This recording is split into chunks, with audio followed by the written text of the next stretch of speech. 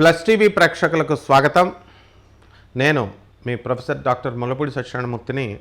12 రాశులకి ఈ ఎలా ఉంటుంది సెప్టెంబర్ నెల 2024 సంవత్సరంలో మీ అందరికీ తెలియజేస్తున్నాను రాశిఫలాల్ని. ముందుగా ఈ యొక్క గ్రహ స్థితిగతులు ఎలా ఉన్నాయి, ఈ 12 రాశులకు కూడా ఇలాగే ఉంటాయన్నమాట ఈ రాశులు. సో ఫస్ట్ మీన రాశిలో రాహువు, శని వక్రించి కుంభరాశిలో ఉన్నాడు. అలాగే గురుడు వృషభ రాశిలో ఉన్నాడు. ఆగస్టు 26వ తారీఖు తర్వాత కుజుడు మిథున రాశిలోకి వచ్చాడు. బుధుడు కర్కాటక రాశిలో ఉన్నాడు ఆగస్టు 25 నుంచి. అలాగే సింహంలో ఉన్నటువంటి రవి కేతువులు ఇద్దరు కలిసి కన్యా రాశిలో ఉన్నారు. అలాగే ఈ యొక్క శుక్రుడు ఆగస్టు 22 తర్వాత మనకి సెప్టెంబర్ 17 తర్వాత నుంచి ఆయన సెప్టెంబర్ 17 లోపల కన్యారాశిలో ఉండి ఆ తర్వాత సెప్టెంబర్ 17 నుంచి మనకి తులారాశిలోకి ఈ యొక్క శుక్రుడు వెళ్ళడం అనేటటువంటిది జరిగింది. కాబట్టి ఈ యొక్క ఇంతవరకు కూడా మనకి శుక్రుడు అక్కడికి వెళ్ళిన తర్వాత సెప్టెంబర్ 17 తర్వాత మనకి రవికేతువులు ఇద్దరు కూడా మనకి ఈ కన్యారాశిలో ఉండడం జరిగింది.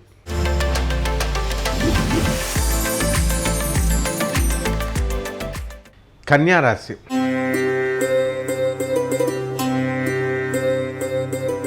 ఈ కన్యారాశి వారికి సెప్టెంబర్ నెల 2024 సంవత్సరంలో మనకి బ్రహ్మాండంగా ఉంది అని మనం చెప్పుకోవచ్చు.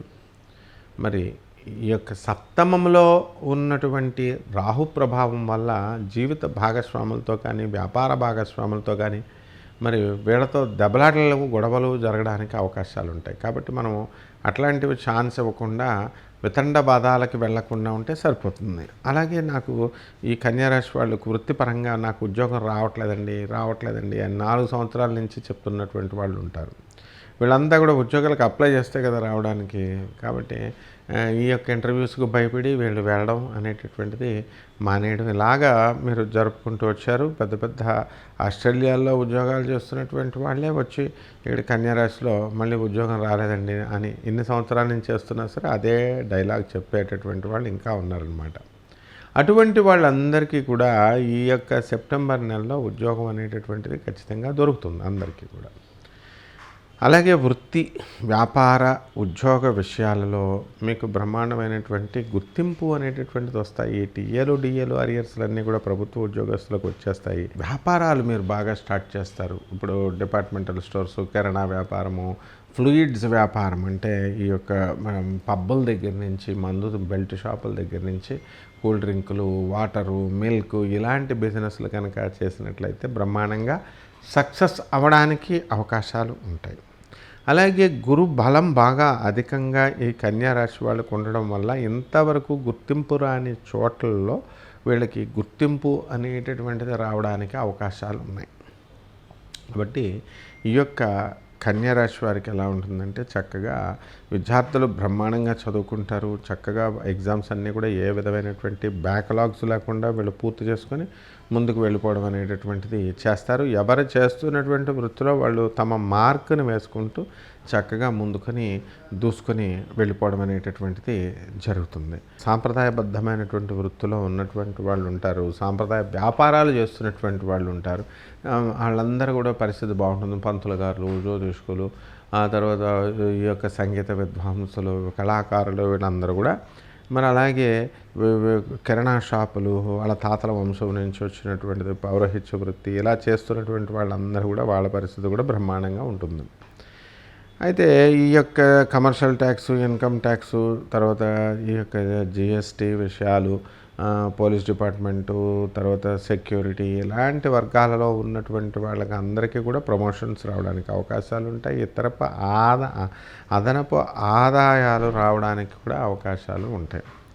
ఇక ఈ యొక్క ఛానల్స్ నడుపుతున్నటువంటి వాళ్ళు, మీడియాలో ఉన్నటువంటి వాళ్ళు, చిన్న స్క్రీన్ టీవీలు, పెద్ద స్క్రీన్ సినిమాలు వాళ్ళు కూడా బ్రహ్మాండంగా వీళ్ళు సంపాదించడం అనేటటువంటిది జరుగుతుంది. అయితే ప్రతి చోట కూడా మనకి రిస్క్ లేకుండా ఈజీ మనీ అనేటటువంటిది ఈ కన్యారాశి వారికి రాదు.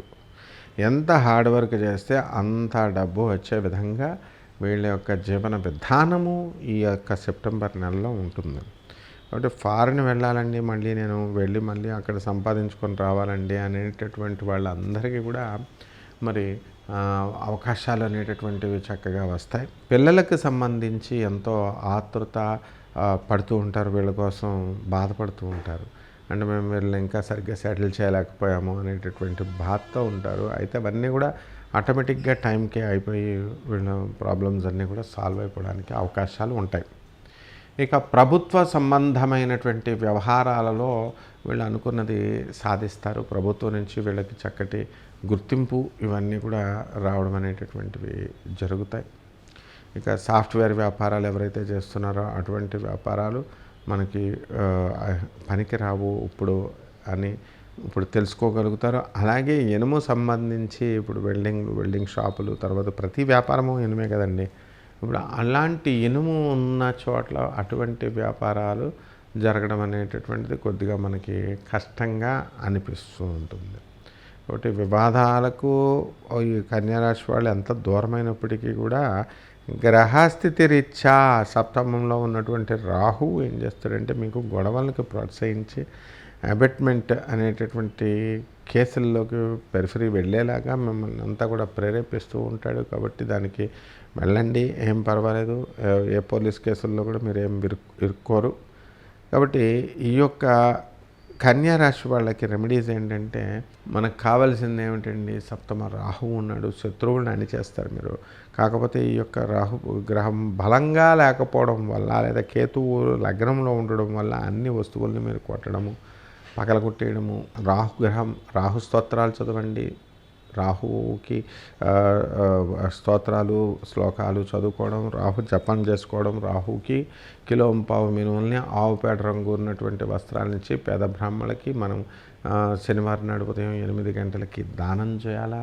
అదేవిధంగా ఈ యొక్క దశమహావిద్యల్లో ఒకటైనటువంటి చిన్నమస్తాదేవి యొక్క హోమాన్ని మీ ఇళ్లలో జరిపించుకోవాలా. ఈ విధంగా జరిపించుకుంటే అనేకమైనటువంటి కష్టాల్లో ఉన్నటువంటి మీ కష్టాలన్నీ కూడా తీరిపోవడం అనేటటువంటివి జరుగుతాయి.